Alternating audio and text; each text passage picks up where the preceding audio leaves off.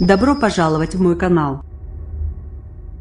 C'est pas normal que des policiers se fassent passer à tabac comme ça, a dénoncé Alain, 55 ans, devant le commissariat de Champigny, où une centaine de policiers se sont rassemblés à l'appel du syndicat Alliance.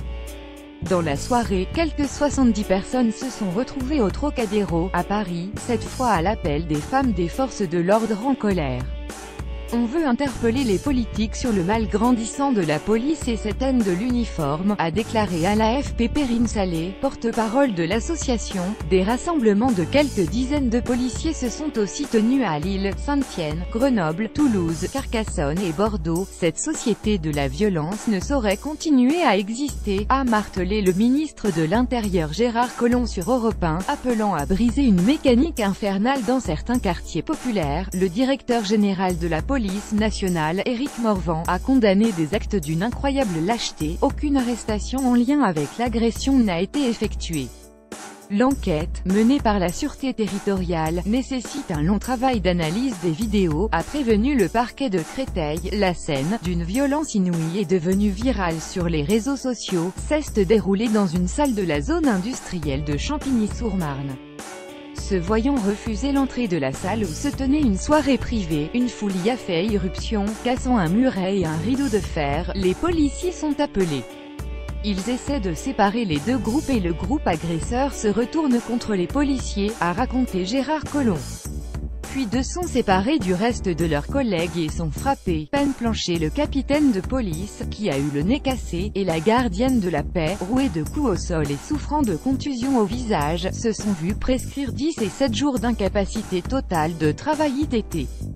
Les policiers sont encore marqués par l'attaque au cocktail Molotov de 2 des leurs en octobre 2016 à Viry-Châtillon-Essonne, qui avait entraîné des manifestations inédites de policiers en colère et de leurs compagnes. Après l'agression de Champigny, Alliance a exigé des peines planchées pour les agresseurs de forces de l'ordre. Nous souhaitons être reçus au plus haut niveau de l'État, comme l'avait fait le président François Hollande, a réclamé. De son côté, Patrice Ribeiro, du syndicat Synergie Officiers, qui attend qu'Emmanuel Macron prenne des mesures pour obtenir des sanctions exemplaires et une prise de conscience générale, SGPFO a annoncé des rassemblements le 9 janvier devant tous les commissariats de France. Un de nos problèmes à Champigny, c'est que les effectifs ne sont pas toujours au rendez-vous, a déploré de son côté le député Les Républicains du Val-de-Marne Gilles Carré. À ses yeux, les peines planchées, supprimées sous le quinquennat précédent, sont une bonne réponse à ce type de délinquance. Pour le Front National, le gouvernement est dans l'incapacité totale de prendre la mesure du problème face à des phénomènes de guérilla urbaine.